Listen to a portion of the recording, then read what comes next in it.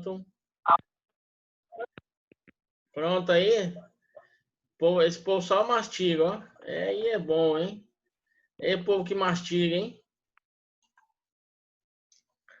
Então vamos lá, vamos falar de economia.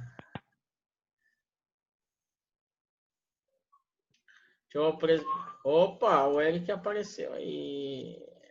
Deixa eu botar aqui. Ai, cadê? Vamos lá. Olha. Olha aqui. Beleza. Apresentação aqui. Tá. Então vamos lá, vamos falar de economia, né? A gente vai falar de um modo geral, tá? E aí depois eu vou pincelando algumas coisas na área de vocês aí, beleza? Beleza. Então vamos então. Então a gente vai falar assim de alguns problemas econômicos e sistemas econômicos para vocês poderem entender, tá? Eu não vou entrar nesse negócio de história porque não convém. Então a gente vai entrar basicamente aqui, ó.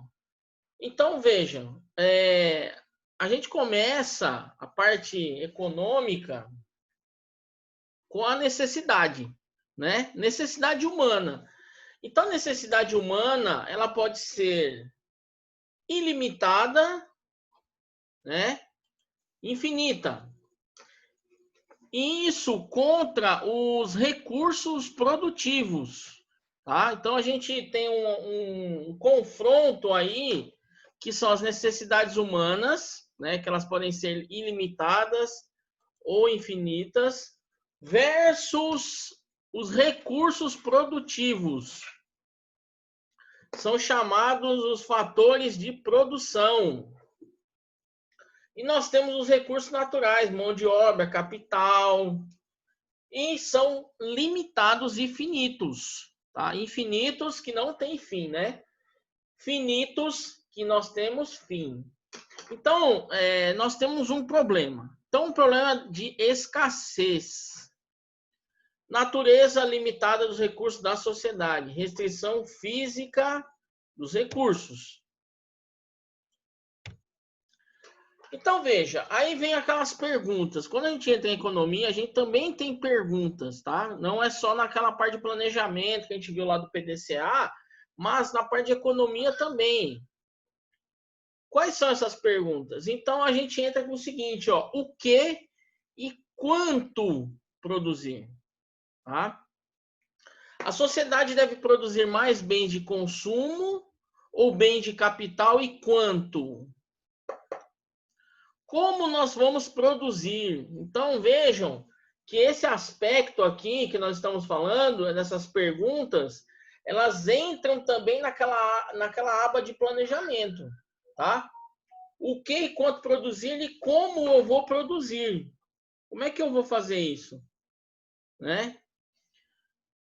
Então, entra na questão de eficiência produtiva, tá? Capital ou mão de obra intensiva. E aí vem a outra pergunta que fecha um pouco o ciclo. Para quem nós iremos produzir? Para quem? Então, assim, pensando eu vou produzir, ou eu vou cultivar, ou eu vou implementar, para quem? Para quem será isso? Né? Lembra que eu falei na semana passada para vocês que antes da gente colocar a primeira semente no solo, a gente precisa fechar toda a malha. E quando eu falo em fechar a malha, a gente pensa o seguinte: a gente tem que saber para quem nós iremos vender, já tem que ter em vista. A gente tem que ter em vista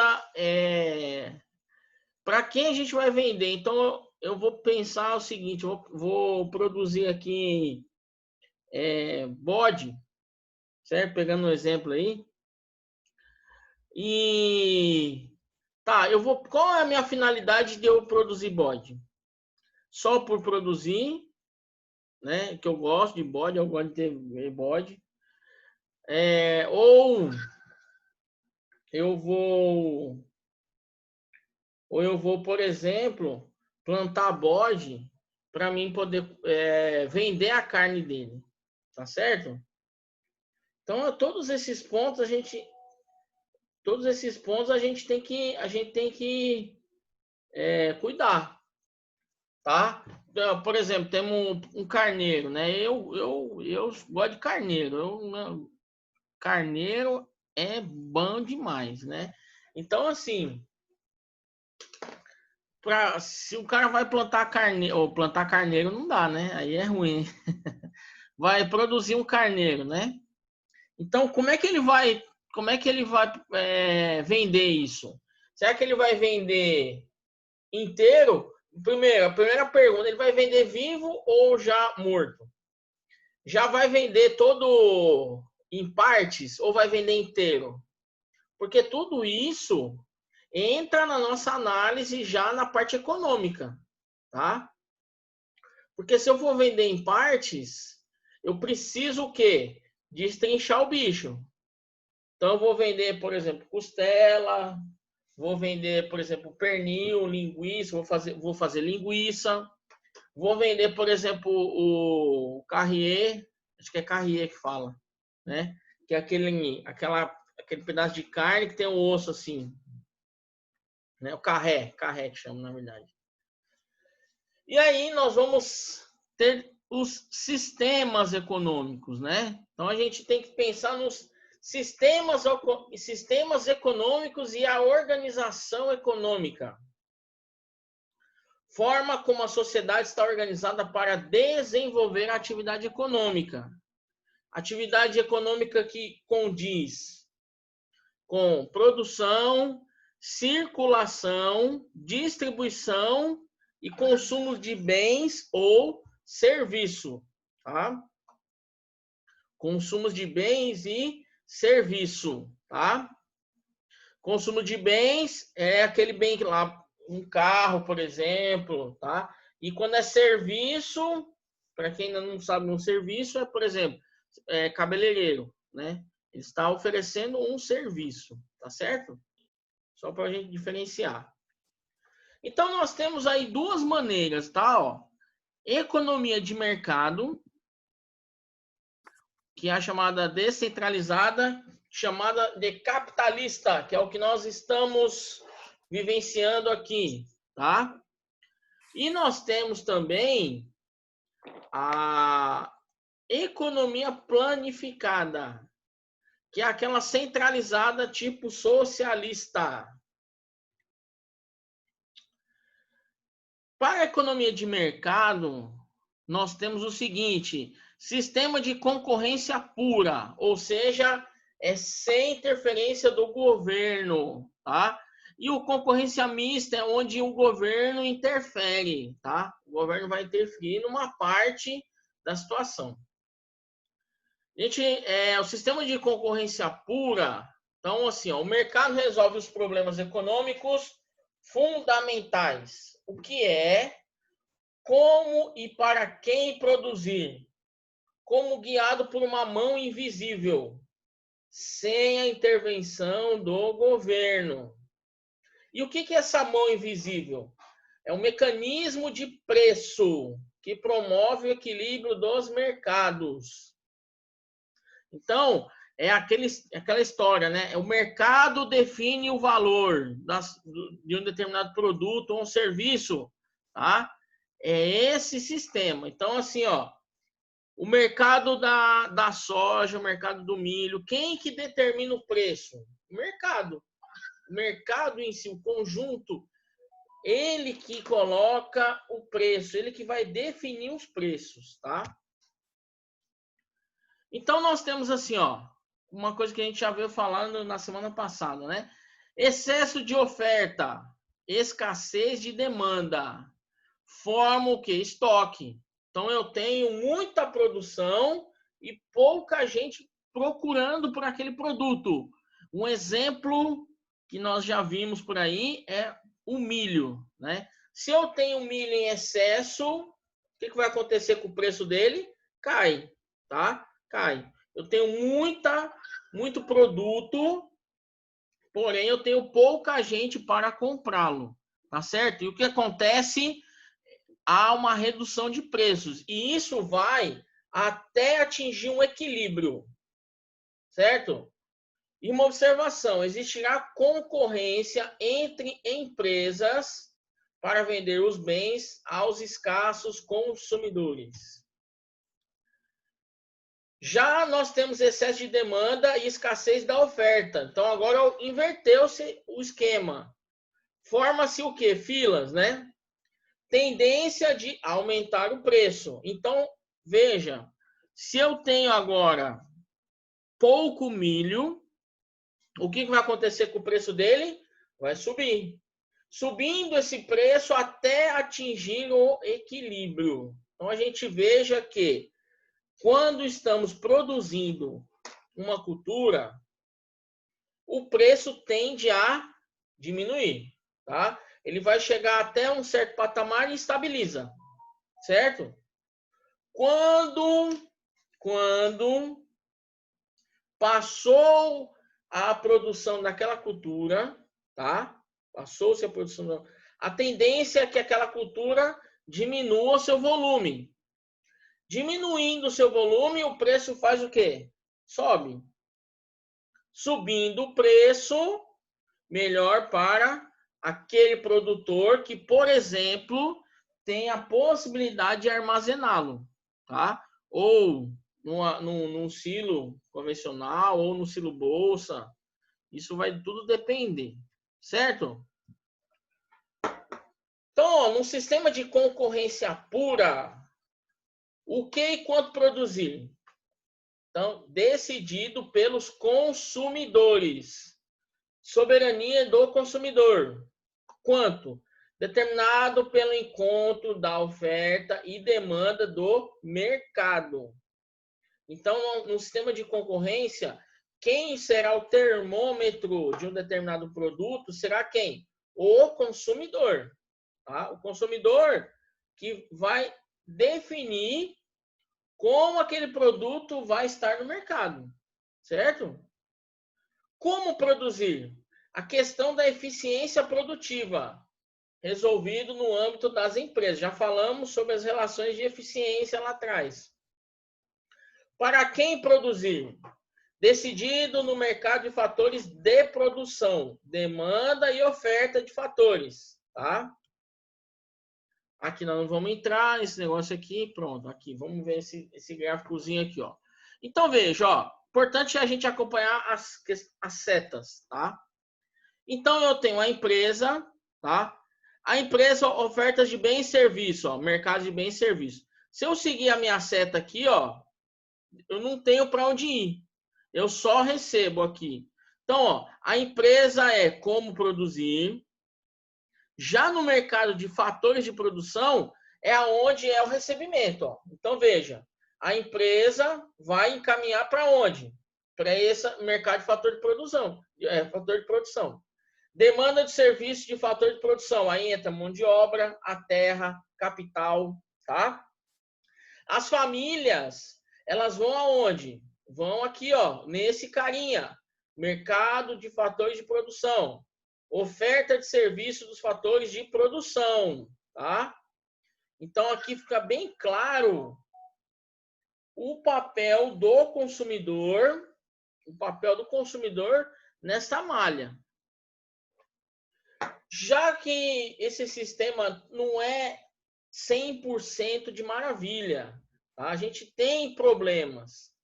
Então, quais são os problemas, né? Ó, preços podem variar não devido aos mercados, mas em função de quem? Força do sindicato, né, através de salários que remuneram o serviço de mão de obra. Poder de monopólio ou oligopólio na forma de preço de mercado.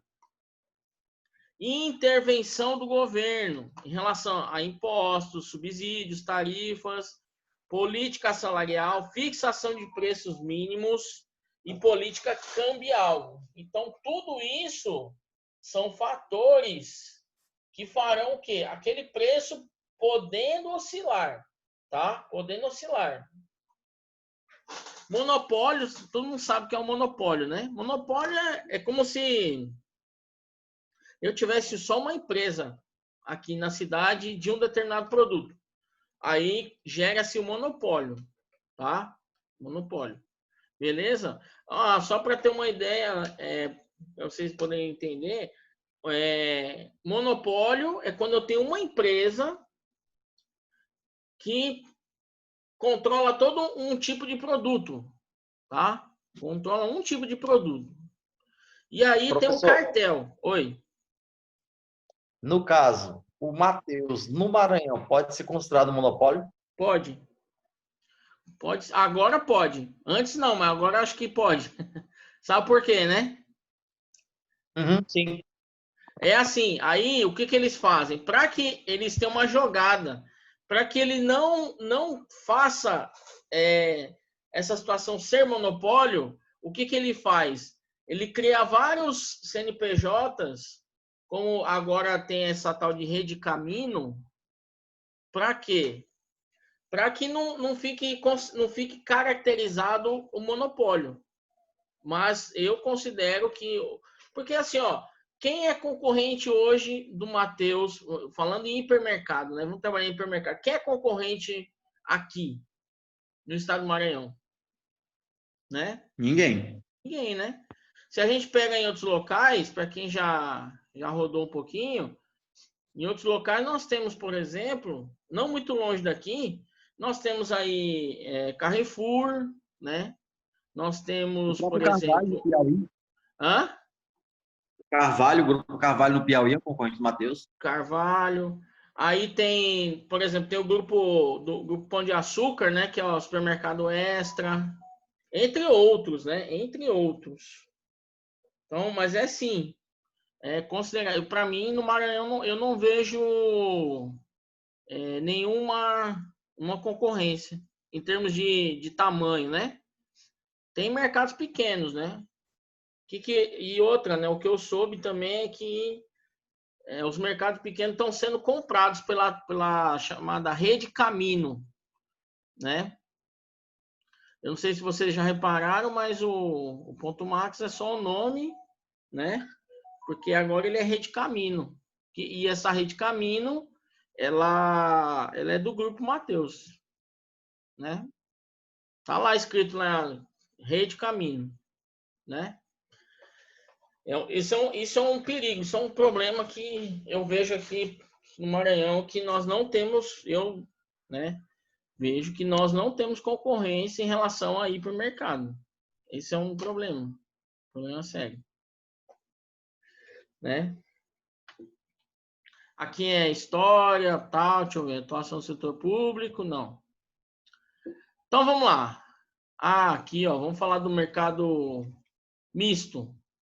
Então, o mercado misto, né? A gente falou puro, agora o misto. Então, assim, ó, atuação do setor público com o objetivo de evitar distorções alocativas e distributivas. Então, sobre a formação de preços, a relação é via impostos, complemento da iniciativa privada, infraestrutura, fornecimento de serviços públicos, fornecimento de bens públicos que não são vendidos no mercado. Então, um exemplo de um sistema misto, a educação, lógico, eu estou pensando educação de modo estadual, municipal, tá? Não é privado. Segurança, justiça, diga. Eu acho que a aula vai terminar que horas, mais ou menos? Daqui aproximadamente 15 minutos. Ah, tá, porque eu vou ver se eu consigo ficar aqui no Veneza. Chega a estar trovejando e relampeando. Eu vou para minha casa, se demorar muito, porque eu vou pegar chuva, tá? Não, é 15 minutos, aí termina. Tá bom, então. Vou aguardar. Só falando que... Beleza. Compras de bens e serviços do setor privado. Já na economia centralizada, nós temos a agência ou órgãos centrais de planejamento, Então, eles decidem a forma como resolver problemas econômicos fundamentais. Então, eu tenho meios de produção, matéria-prima, imóveis, capitais. Fica a cargo do Estado. Meios de sobrevivência, carro, roupa, televisores, entre outros. É o indivíduo, a pessoa. O processo produtivo, como é que se trata? Os preços representam apenas recursos contábeis que permite o controle da eficiência das empresas. A distribuição desse produto, os preços dos bens de consumo são determinados pelo governo. Repartição do lucro, governo, investimento da empresa e o restante dividido entre os administradores e os trabalhadores. Tá? Isso acontece muito em regime socialista, né? Que era lá atrás, na época, União Soviética, hoje ainda Cuba, né? Cuba, Venezuela, né? Mas aí você já sabe o que aconteceu com a Venezuela, tá? E de uma forma sintetizada aqui, ó. Então nós temos um mercado, né? Propriedade privada. Problemas econômicos fundamentais resolvidos pelo mercado, maior eficiência alocativa.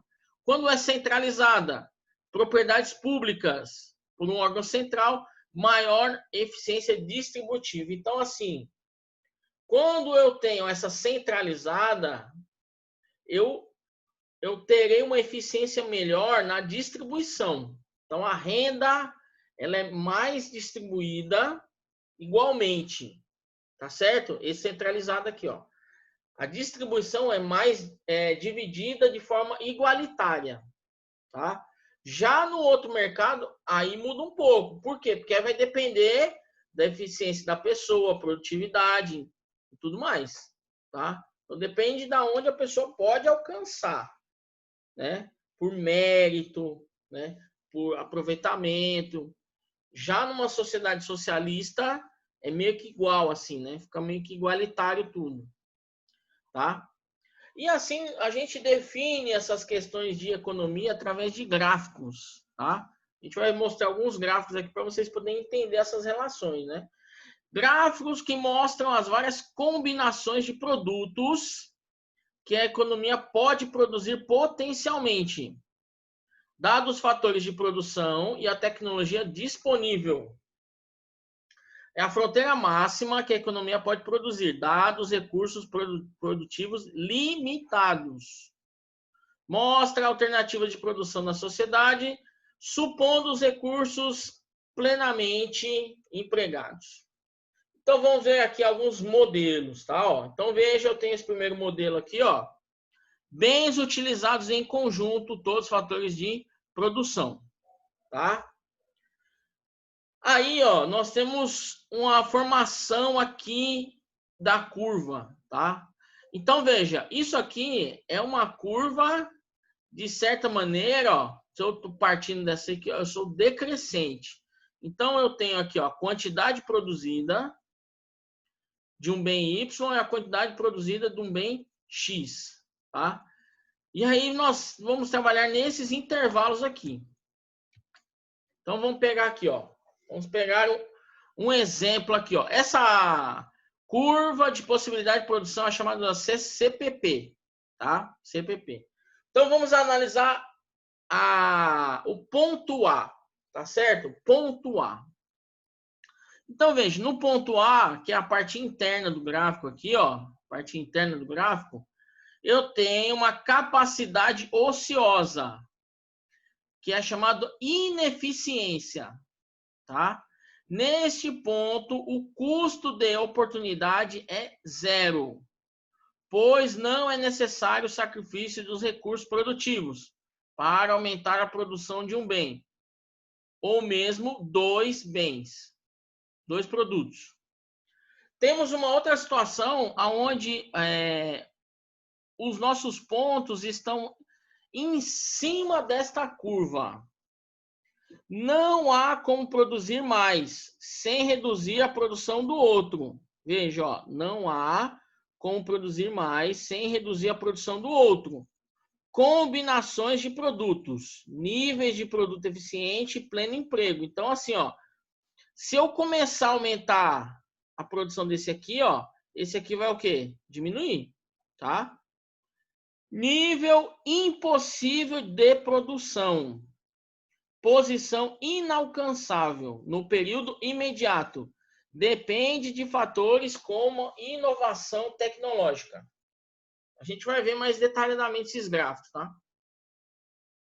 E essa curva aqui, ó, que nós estamos vendo aqui, elas podem deslocar-se, tá? Então veja, ó, deslocamento positivo decorre da expansão ou melhoria dos fatores de produção disponíveis. Por exemplo, crescimento econômico. Isso entra na questão de tecnologia. Inovações tecnológicas, com a mesma quantidade de insumos, obtém-se maior quantidade de produtos. Então, eu tenho uma mesma quantidade lá de insumos que eu vou trabalhar, porém, eu consigo aumentar a quantidade produzida, tá? Por quê? Aconteceu isso? Devido à inovação tecnológica que foi colocada, tá? Então, ó, veja aqui, ó, deslocamento positivo é quando ela fica, a curva aqui, ó, fica tracejada. Deslocamentos negativos decorrem da redução, sucateamento ou progressiva desqualificação de fatores. Aí, é essa aqui com pontinhos, ó. Aqui é tracejada e aqui é pontilhada. Então, é aquela empresa, por exemplo, que ela não se atualizou. É aquela empresa que ela hoje ela não tem tecnologia de ponta, ou seja, aquilo que já foi bom já não é mais. Aquelas máquinas ou mesmo as pessoas. Então, isso é um problema, tá? Vamos ver aqui, ó. Vamos continuar nesse gráfico aqui, tá certo? Então, vamos lá. Então, vamos pegar uma situaçãozinha aqui, tá? Acho que eu vou até aumentar aqui para vocês poderem enxergar melhor. Espera aí. Fica melhor daqui, né? Então, nós temos aqui, ó. Nós temos a relação do seguinte, ó. Mais produtos de X e menos de Y, tá? Então, vamos pegar aqui, ó, nesse ponto aqui, tá? Nesse ponto aqui, B. Então, eu tenho, veja bem, ó. Eu tenho 150, deixa eu ver se aqui tem coisa para me anotar. Desenhar. Deixa eu ver se eu tenho aqui. Select, mouse, texto, erase, format. Aqui. Ó. Então veja, ó, nesse produto B aqui, ó, nesse produto B, eu produzi 150. Tá certo? Um bem X, tá? Um bem X. Lembrando que são quantidades, hein? Produzidas. Tá aqui, ó. 150. E aqui, quando eu produzi 150 do produto X, do Y eu consegui atingir 450. Tá certo? E aí, repara o seguinte, ó. Aquilo que nós tínhamos falado anteriormente, tá? Se por um acaso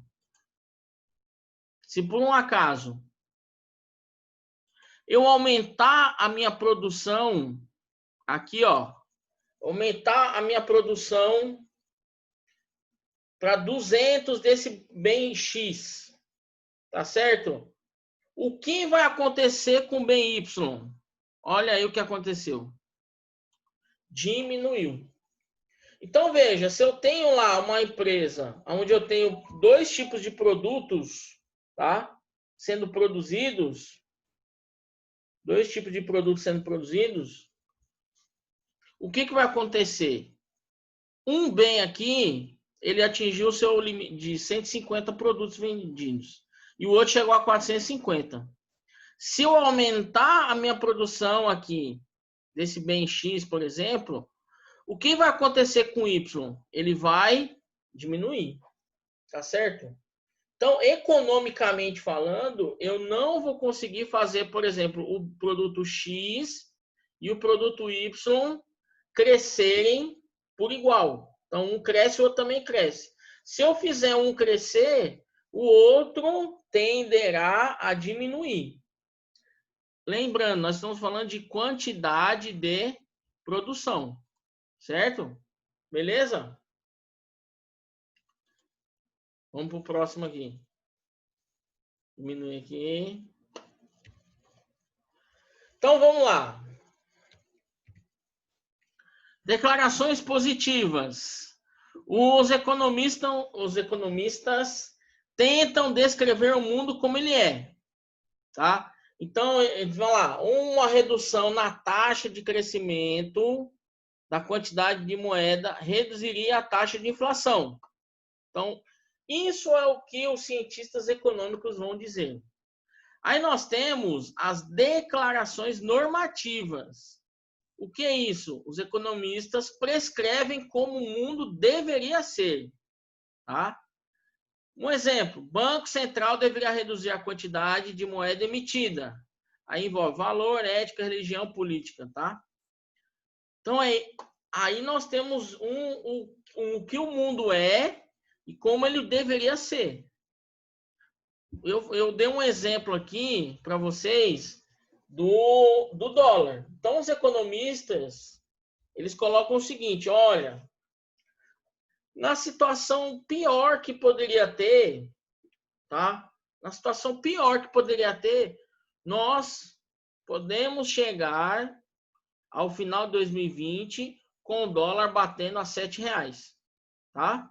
Por que eu estou focando no dólar? Porque a gente sabe que nós temos vários tipos de produtos que é utilizado no agronegócio baseado no dólar, tá? Então, veja, o mais pessimista economista poderia dizer que o dólar pode chegar a R$7 ao final de 2020. E aí nós temos o otimista. O otimista, numa situação muito mais favorável, ele coloca que aí o dólar pode se baixar para menos de R$5. Pode se baixar, tá? Pode se baixar. Não é certeza também. Beleza? E aí nós temos essa saladinha aqui, ó, né? Por quê? Tudo isso interfere na relação econômica, tá? Todos esses pontos. Então vejam que as setas, todas elas convergem para onde? Realidade do aspecto material do objeto, tá? Então, como nós estamos travando várias guerras aí, guerra da saúde e também guerra política, tá? Não preciso falar o que anda acontecendo. E tudo isso interfere diretamente no mercado, tá? Então, nós temos, ó, interferências políticas, a relação histórica também entra, tá? Relação histórica é para saber como é que era antes e hoje como está. Aspectos geográficos interferem muito, tá? Aspectos geográficos. Aspectos demográficos, quantidades populacionais, quantidade de pessoas em determinado local. Aspectos sociais e o político nem se fala, né? Nem se fala que está pegando fogo. Aí, deixa eu ver aqui, deixa eu só dar uma olhada aqui. Vamos ver se eu consigo terminar aqui a primeira parte. Então, vamos falar um pouquinho de microeconomia. Vamos só começar, né? Que depois a gente vai aprofundar. Então, microeconomia é o ramo da teoria econômica que estuda funcionamento do mercado de um determinado produto ou grupo de produtos, ou seja, o comportamento dos compradores e vendedores de tais bens ou serviços. Estuda o comportamento de consumidores e produtores, mercado no qual interagem. Preocupa-se com a determinação dos preços e quantidade em mercados específicos. Um exemplo, Evolução dos preços internacionais do café brasileiro. O nível de vendas no varejo numa capital. Isso é definido por microeconomia, tá? Microeconomia. A macroeconomia. Então, o ramo da teoria econômica que estuda o funcionamento como um todo. Então, micro é quando eu vou analisar aquele pequeno detalhe, tá? E o macro é quando eu vejo uma situação um pouco mais abrangente. Procurando identificar e medir as variáveis que determinam o volume de produção total, nível de emprego e o nível geral de preços, que é chamado da inflação, bem como a inserção do mesmo na economia mundial. Depois a gente vai falar disso aqui, porque o tempo já está praticamente acabando. Então, ó, na quarta-feira, a gente vai falar dessa parte aqui, ó, desenvolvimento econômico e economia internacional, e a gente vai partir para a microeconomia, tá? Beleza? Tranquilo? Deixa eu voltar aqui. Beleza. Volta. E, professor, depois só vai mandar esse slide lá no grupo, né? Não, então, eu vou ver se eu consigo mandar. Porque essa aula tá gravada, né? Beleza? Ó, Pode ser. hein, Fabrício? Depois você vê aí, ó. O Thiago tá aqui na aula. Depois você vê com ele, se vocês não faz junto o negócio aí. Beleza. Tá? Beleza? Onde tá onde? Hã? Do carro. Isso que é gostar da aula. E professor, não perde. Até dentro do carro a pessoa assiste a aula. Ó, tá chovendo aí, hein? Vai se molhar. Tchau, hein? Boa noite. Olha o trovão. Olha o trovão aí, ó. Ixi, olha, tô vendo aqui no céu aqui. Tchau, viu? Até quarta-feira.